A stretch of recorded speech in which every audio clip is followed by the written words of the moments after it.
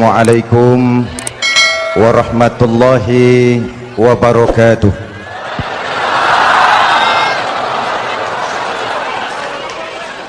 Alhamdulillahillazi anzala al-Qur'an hudan linnasi wa bayyinatin minal huda wal furqan. Wassalatu wassalamu ala asyrafil anam wa ala alihi wa ashabihil kiram, amma ba'du. Saudara-saudara hadirin yang saya hormati, yang berbahagia, saya pun bangga dan terharu betapa anak-anak kita telah melakukan satu upaya dengan mengerahkan segala kemampuan yang mereka miliki untuk menyelenggarakan malam nuzulul Quran ini. Semoga ini pertanda semakin dekatnya generasi muda Islam di Surabaya ini dengan tuntunan Al-Quranul Karim. Saudara-saudara, ada 317 yang memang tidak boleh dilupakan oleh kita umat Islam Indonesia. 317. Pertama, 17 Ramadan. Yang kedua, 17 rakaat. Dan yang ketiga, 17 Agustus. Apa hubungannya? Mari kita lihat. Saya mulai ronde pertama. 17 Ramadan. Setiap agama mempunyai kitab-kitab yang dianggap suci. Orang Yahudi punya kitab Taurat, orang Nasrani punya kitab Injil, orang Buddha punya kitab Tripitaka, orang Hindu punya kitab Weda, orang Majusi punya kitab Zen Avesta, orang Konghucu punya kitab Tao Te King, orang kebatinan punya kitab Serat Centani, Hidayat Jati, Darmo Gandul.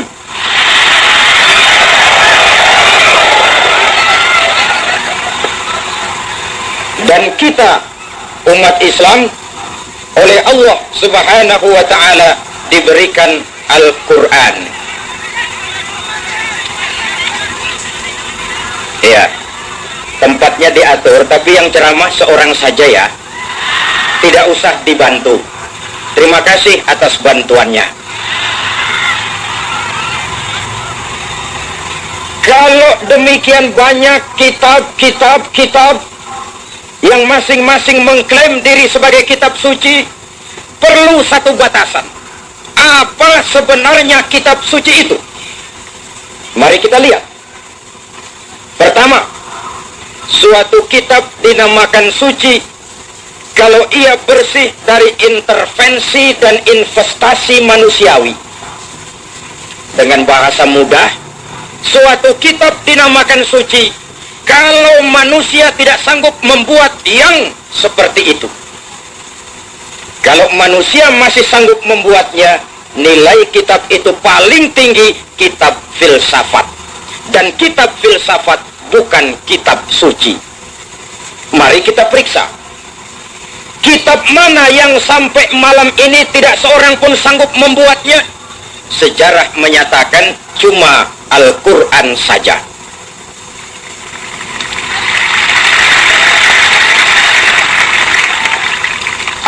Barangkali belum pernah ada yang mencoba, Pak. Sudah. Sejak turunnya 14 abad yang lalu, Quran telah menantang. Wa in kuntum fi raibin mimma nazzalna ala abdina fa'tu bi suratin min mislih wad'u syuhada'akum. Kalau kamu ragu terhadap Al-Quran yang kami turunkan kepada hamba kami Muhammad, Kau anggap Quran cuma buatan Muhammad saja? Cobalah kau buat satu surah semacam Quran. Ajak seluruh teman-temanmu kalau kamu memang merasa benar.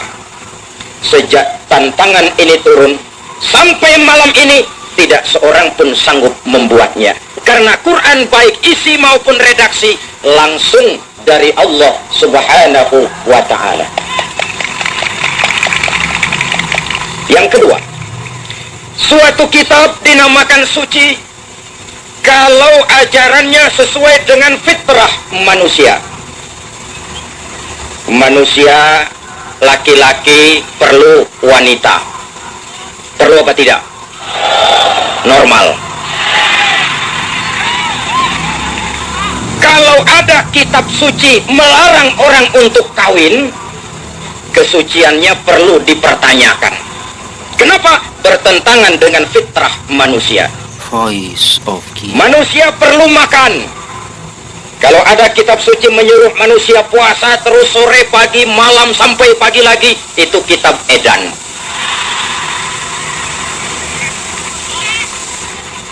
Allah ini pencipta manusia. Allah yang menurunkan Quran. Tentu Quran ini sesuai untuk manusia. Pabrik mobil di Itali bikin mobil namanya Fiat. Lalu dia keluarkan buku petunjuk. Mobil ini namanya Fiat.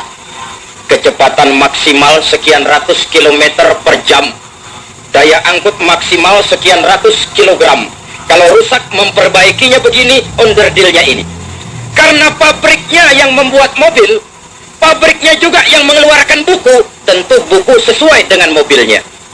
Dan tidak mungkin saudara punya mobil Fiat rusak, tapi saudara perbaiki dengan menggunakan buku petunjuk yang dikeluarkan oleh pabrik mobil Toyota. Mobil akan makin amburadul. Artinya, kalau manusia ingin baik, dia harus menggunakan buku petunjuk yang dikeluarkan oleh yang bikin manusia. Dan buku itu sudah turun 114 surah, 30 juz, 106.666 ayat. Seluruh konsep Quran sesuai dengan fitrah manusia. Apabila perintahnya ditunjang oleh kemampuan yang menurun, maka stres perintah itu lalu menurun. Sholat wajib berdiri, itu kalau sanggup. Tidak sanggup berdiri, silahkan duduk, itu kalau sanggup. Tidak sanggup sholat duduk, sholatlah sambil berbaring, itu pun kalau sanggup. Tidak sanggup sholat dengan berbaring, sholat pakai isyarat, itu pun kalau sanggup. Tidak sanggup dengan isyarat, sholat dalam hati, itu pun kalau mampu. Tidak mampu sholat dalam hati, disolatkan sesuai dengan kemampuan. Kadang-kadang sebagian anak muda mengeluh, Pak, Quran itu sulit, ini tidak boleh, itu tidak boleh, ini tidak boleh, bagaimana kita hidup? Anak-anakku para remaja, Quran tidak sulit. Ketahuilah bahwa dalam Quran semuanya boleh. Ini boleh, itu boleh, ini boleh, semua saja dalam Quran boleh. Yang tidak boleh cuma satu, yang lain semua boleh. Cuma satu yang tidak boleh dalam Quran, yaitu yang dilarang. Itu saja. Kalau tidak dilarang mesti boleh. Ma anzalna 'alaikal Qur'ana litashqa illa tadhkiratan liman yakhsha. Kami tidak menurunkan Al-Qur'an untuk bikin sulit kamu. Kami tidak menurunkan Al-Qur'an untuk menyusahkan kamu.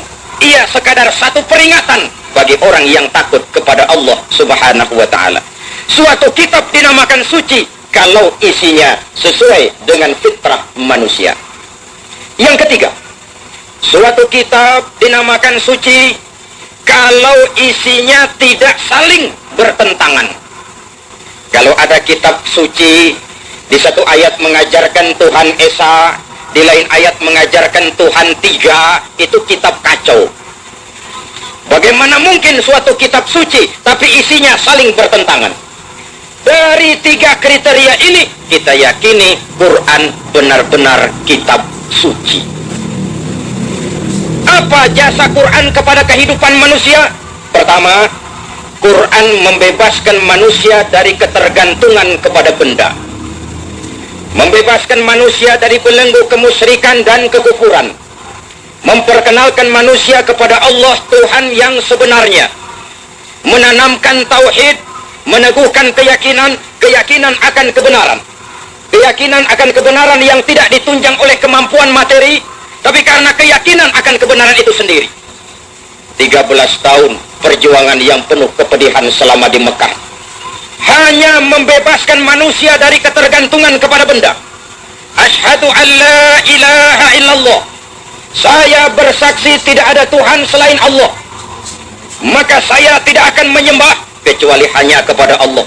Saya tidak akan takut kecuali hanya kepada Allah. Saya tidak akan melarikan persoalan kecuali hanya kepada Allah. Saya tidak akan menggantungkan hidup kecuali hanya kepada Allah. Sekaligus membentuk pribadi yang tegar, tangguh, mampu menghadapi tantangan dan kesulitan.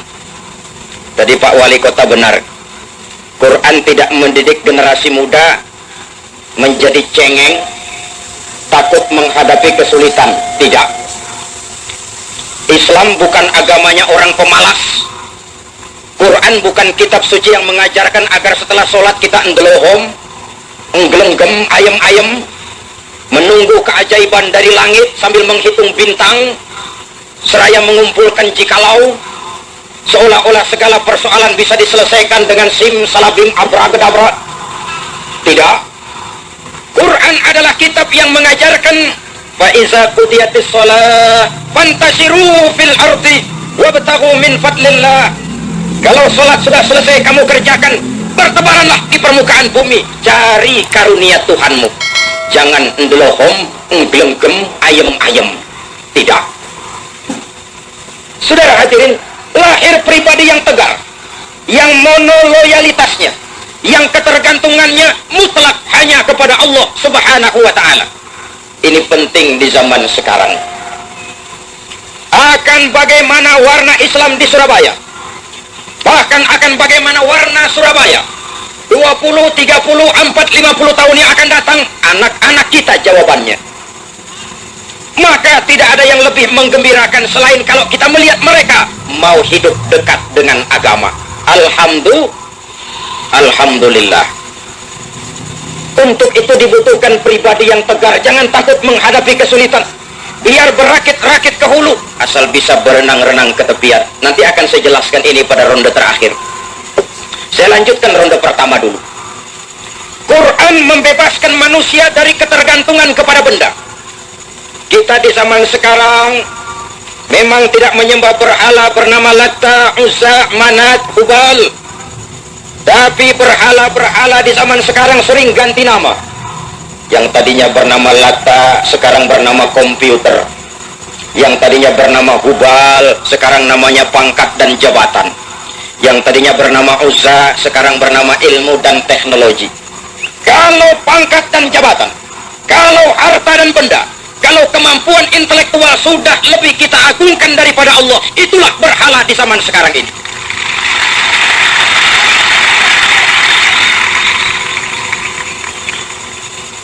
Mari menjaga sebersih-bersih tauhid, memelihara semantap-mantap iman, sebab dari sini lahir kepribadian yang tegar, yang hanya mempunyai satu ketergantungan kepada Allah Subhanahu wa ta'ala.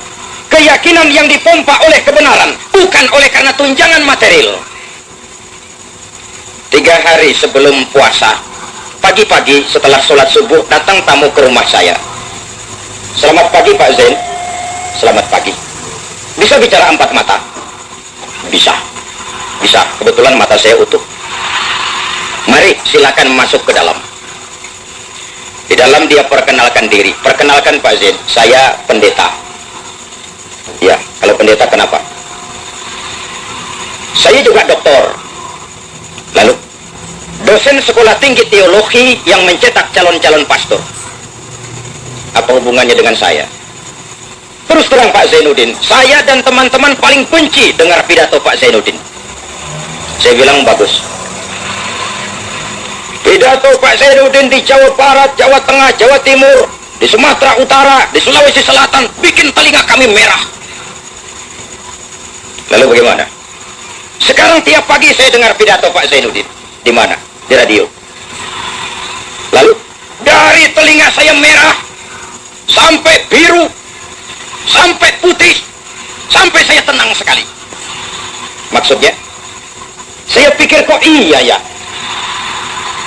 kok logis bahwa keyakinan tidak bisa ditegakkan dengan supermi.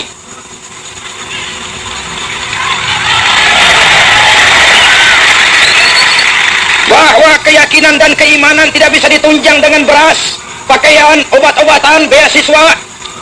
Bahwa keyakinan adalah soal kebenaran, dan kebenaran adalah milik bersama. Perang dalam batin saya, sampai saya memutuskan harus ketemu Bapak. Ini kedatangan saya yang keempat, Pak. Maksudnya apa? Tolong jangan ditunda, Pak. Pagi ini bimbing saya mengucap 2 kalimat syahadat.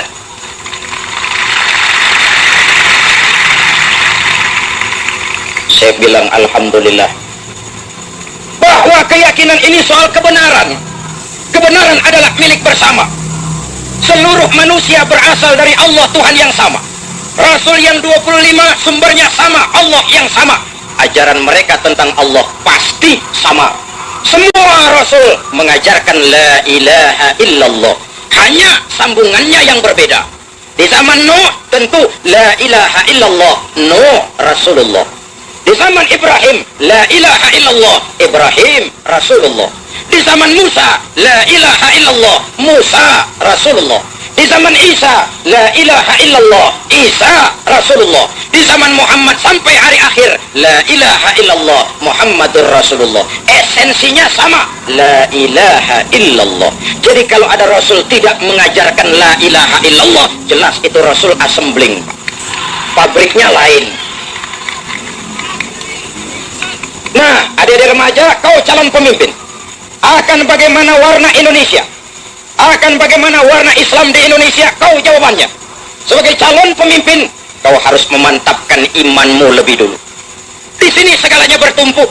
Di sini segalanya berakar dan mendasar. Dari iman terbentuk stabilitas temperatur batin. Pengalaman mengajarkan banyak orang di tengah jalan mengalami pergeseran nilai. Kita dukung, kita sanjung, kita puji, kita puja, akhirnya mengecewakan kita. Istilah gampang saya, banyak orang teriak-teriak, berantas korupsi, ganyang korupsi, cuma karena belum dapat kesempatan. Tapi pada satu saat kalau dia naik dapat kesempatan, korupsinya lebih sadis dari yang diteriakinya.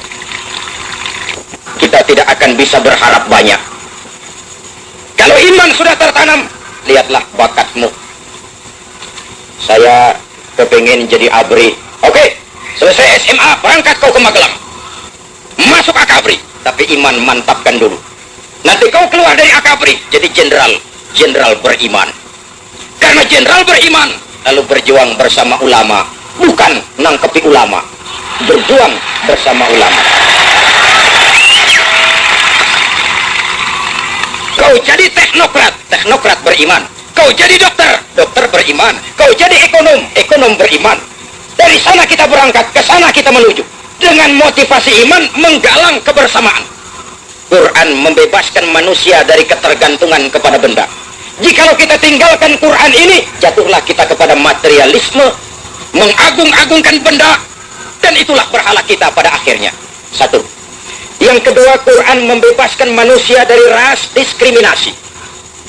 Malam ini saya di tengah-tengah saudara, saya tidak merasa sebagai tamu, sama sekali tidak. Saya merasa saya seorang keluarga yang datang ke tengah keluarganya sendiri. Besok malam saya sudah akan pidato di Stadion Pekanbaru, Riau. Saya pun di sana tidak merasa sebagai tamu. Saya seorang keluarga yang datang keluar tengah keluarganya sendiri. Islam telah mengikat kita dengan akidah.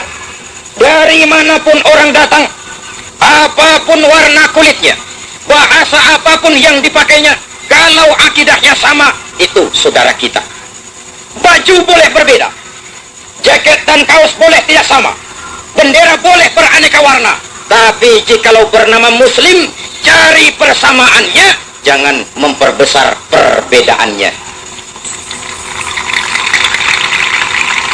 Sudah lewat masanya di mana umat Islam berpecah karena persoalan kecil yang tidak prinsip. Sudah datang waktunya kita menyusun saf yang lebih teratur dan terarah. Lebih mencari persamaannya, jangan memperbesar perbedaannya.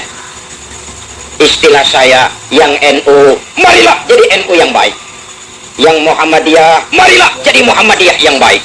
Yang Persis, marilah jadi Persis yang baik. Mari menyadari, musuh NU bukan Muhammadiyah, musuh Muhammadiyah bukan NU. Musuh kita bersama, maksiat, munkarat, kebatilan, kezaliman, kemiskinan, kebodohan, keterbelakangan. Yang musuh jadikan musuh, yang teman mari kita rangkul. Jangan yang teman dijadikan musuh, lawan malah dirangkul, mematikan roh jihad kita. Islam telah mengikat kita dengan akidah. An-nasu kulluhum li Adam wa Adam min turab. La fadla li Arabiyyin ala ujamiyyin illa bitaqwa. Seluruh manusia berasal dari Nabi Adam. Nabi Adam diciptakan dari tanah. Tidak ada kelebihan orang Arab dengan yang bukan Arab kecuali takwanya. Apa kalau saya pakai serban saya lebih takwa dari saudara? Tidak. Apa kalau saya pakai peci saya lebih takwa dari saudara? Tidak. Serban dan peci cuma sekadar kulit. Kulit perlu, tapi isi lebih penting. Persamaannya yang kita cari, jangan perbedaannya yang kita angkat ke permukaan. Orang tahu, apalagi di Jawa Timur, kalau Islam dihantam terang-terangan, itu yang paling bodoh juga mesti marah. Kenapa? Sebodoh-bodohnya kita punya modal positif, fanatisme agama. Saya memang tidak sholat mas, tapi agama saya kau hina, tak celuhurin sampean. Fanatisme itu ada. Maka orang pun lalu belajar dari Snokor-Kerounya. Orang pun lalu belajar dari Van der Plas. Kalau Islam dihantam secara frontal, mereka pasti bangkit. Mau menghantam Islam, masuk ke dalam. Pakai pakaian orang Islam. Perlu pakai serban, serbanan. Perlu pakai peci, pecian. Tidak bisa assalamualaikum, latihan assalamualaikum. Masuk ke tengah umat Islam, bicara secara Islam, bikin kacau Islam dari dalam. Snokor-Kerounya boleh modar, Van der Plas boleh mati, tapi taktik, strategi, siasat dari Snok abad sekarang, dari Van der Plas zaman ini, terus dilakukan oleh orang-orang yang tidak senang melihat umat Islam ini bersatu. Kepada anak-anakku OSIS, jadikan peristiwa malam ini sebagai momentum untuk lebih menjalin kebersamaan. Menjalin kebersamaan hanya dengan satu kebersamaan. Kita bisa berbuat lebih banyak. Ya, untuk kepentingan agama, bangsa, dan negara yang kita cintai ini. 2. Yang ketiga, Quran membebaskan masyarakat manusia dari kebodohan. 14 abad yang lalu. Dari sebuah kota kecil yang tidak ada dalam peta, keluar seruan, utlubil ilma minal mahdi ilal lahdi. Jauh sebelum UNESCO mencanangkan program yang mereka namakan Long Life Education, Quran sudah memberikan gebrakan. Ayat yang pertama turun saja sudah Iqra, Iqra, baca. Seolah Allah cuma tidak langsung saja berkata, hai umat Islam, kamu jangan jadi bodoh. Kebodohan menimbulkan kemiskinan. Kemiskinan menyebabkan kebodohan. Paling celaka kalau dia kompak. Sudah miskin, bodoh lagi. Kompak namanya itu. Baca. Apa yang harus kita baca? Ayat Allah. Ada berapa ayat Allah? Ada 2. Ada ayat yang tercipta oleh Allah, namanya alam. Itu harus dibaca. Angkasa luar, ayat Allah. Baca. Pakai apa? Pakai ilmu astronomi. Bumi kita, ayat Allah. Baca. Pakai ilmu geologi. Laut kita, ayat Allah. Baca. Pakai ilmu oceanografi. Struktur tubuh kita, ayat Allah. Baca. Pakai ilmu anatomi. Kalau kita tidak pandai membaca, orang lain yang akan membaca. Hutan kita, ayat Allah. Siapa yang rajin baca? Orang Korea. Maka hutan kita dibabat Korea. Bumi kita, ayat Allah. Siapa yang rajin baca? Orang Amerika.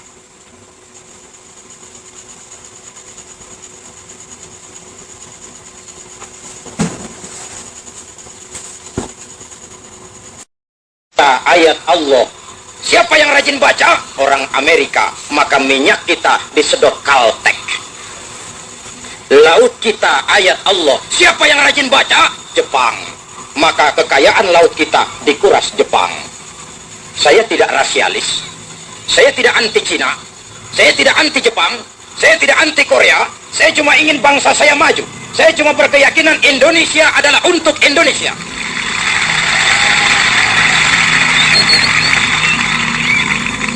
Jangan jadi tamu di rumah sendiri. Jangan jadi penonton di lapangan sendiri. Ini negara kita. Kemerdekaan diperjuangkan oleh orang-orang tua kita. Kita jaga dan kita pertahankan bersama.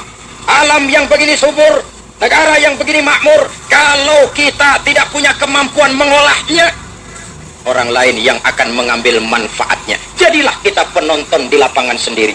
Ironi, menyedihkan sekaligus memalukan dan memilukan. Karena itu berenanglah terus. Jelas saya lebih baik makan singkong betulan daripada makan roti mimpi. Apa yang saya maksud? Jikalau memang perlu, lebih baik sekolah sambil dagang koran, anak-anakku. Lebih baik sekolah sambil parkir mobil. Lebih baik sekolah sambil semir sepatu daripada biar berakit-rakit kita ke hulu, asal bisa berenang-renang ke tepian. Plato bijaksana pada saat dia berkata, "Hai generasi muda, berpikirlah kamu di waktu pagi, bekerjalah di waktu siang, makanlah di waktu sore, tidurlah di waktu malam. Berpikir di waktu pagi, belajar selagi remaja. Bekerjalah di waktu siang, kalau sudah dewasa, amalkan ilmumu untuk kepentingan agama, bangsa, dan negara. Makanlah di waktu sore, hari tua tinggal menikmati hasilnya. Tidurlah di waktu malam, matilah dengan tenang. Kalau pagi kau tidak berpikir, nanti siang kau tidak akan bisa bekerja. Kalau siang kau tidak mau bekerja, nanti sore makan apa? Kalau sore tidak makan, alamat malam tidak bisa tidur. Kalau waktu remaja mau santai selalu, hari dewasa kau akan bingung. Hari dewasa bingung, hari tua terlunta-lunta. Kalau hari tua terlunta-lunta, matinya menteleng. Ingin jadi pohon tinggi, harus berani tertiup angin. Semakin tinggi pohon, semakin keras angin. Takut tertiup angin, tidak usah jadi pohon tinggi. Silahkan jadi rumput. Tidak ditiup angin memang, tapi diinjak kerbau. Tidak ada yang tanpa resiko. Semakin tinggi cita-cita dan keinginan, semakin banyak kita harus berbuat. Saudara hadirin yang saya hormati, ilmu, ayat yang tercipta. Yang kedua, ayat yang terucap oleh Allah, wahyu namanya. Malam ini kita peringati turunnya Al-Quranul Karim. Bagaimana sikap kita terhadap Al-Quran, ayat yang berbentuk wahyu yang terucap oleh Allah? Nabi memberikan pilihan. Man ja'alal Qur'ana amamahu qadahu ilal jannah. Wa man ja'alal Qur'ana amamahu qadahu ilal jannah. Wa man ja'alal Qur'ana khalfahu saqahu ilan nar.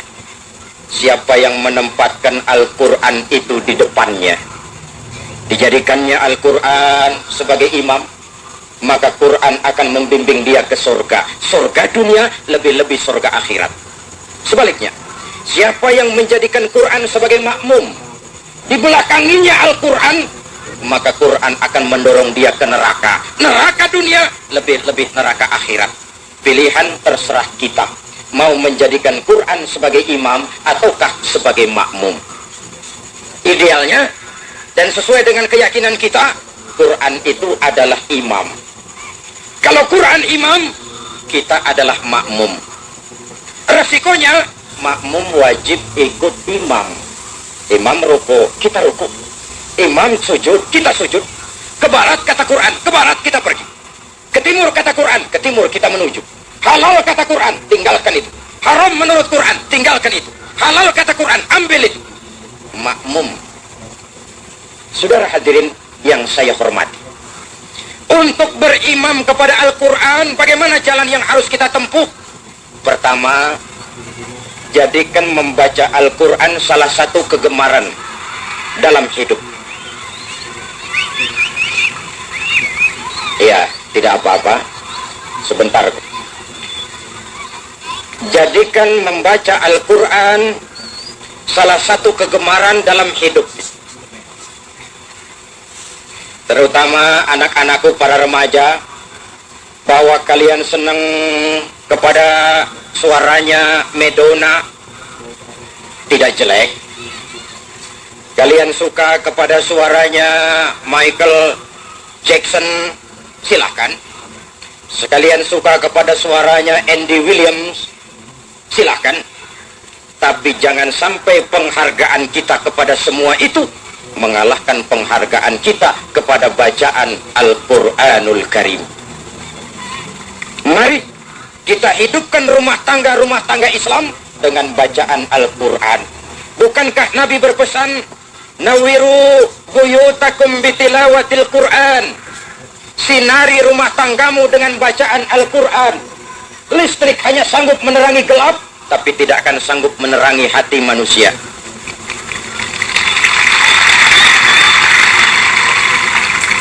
Jadikan membaca Al-Quran salah satu kegemaran dalam hidup kita. Yang kedua, setelah menanamkan kegemaran membaca, usahakan memahami isinya. Adik-adik remaja, anak-anakku di OSIS, pelajari Al-Quran. Setelah tanamkan kegemaran membaca, usahakan memahami isinya. Bagaimana caranya? Mudah. Kalau ingin tahu cara bikin tahu, jangan bertanya kepada montir mobil. Montir mobil jenius, ahli bab mesin. Tapi kalau akan tanya tentang caranya membuat tahu, bertanyalah kepada tukang tahu. Artinya menurut bahasa Al-Quran, fas'alu ahla dzikri in kuntum la ta'lamun. Kalau kamu memang tidak tahu, bertanyalah kepada yang tahu. Siapa yang tahu Al-Quran? Ya tentu orang yang ahli di bidang itu. Para ulama, para kiai, para ustadz. Saya perlu mengingatkan ini, sebab belakangan ini sering muncul orang-orang yang hanya mengandalkan kemampuan intelektual, lalu mengutak-ngutik Al-Quran menurut kemampuan intelektualnya, yang kadang-kadang bahasa Arab pun mereka tidak mengerti. Disesuaikannya Al-Quran dengan penalaran intelektual, maka sering timbul pendapat yang aneh, nyeleneh. Ayat Quran itu elastis, dibawa kemana saja mau. Dibawa kemana saja ayat Quran itu mau. Elastis, mudah dimanfaatkan. Karena itu saya termasuk yang bersyukur Pak Wali dengan berlakunya asas tunggal. Sebab setelah asas tunggal ini tidak ada lagi yang perang ayat tanding hadis. Terima kasih dan mohon maaf, semoga ada manfaatnya. Usikum wa nafsi bitaqwallah. Wassalamualaikum warahmatullahi wabarakatuh.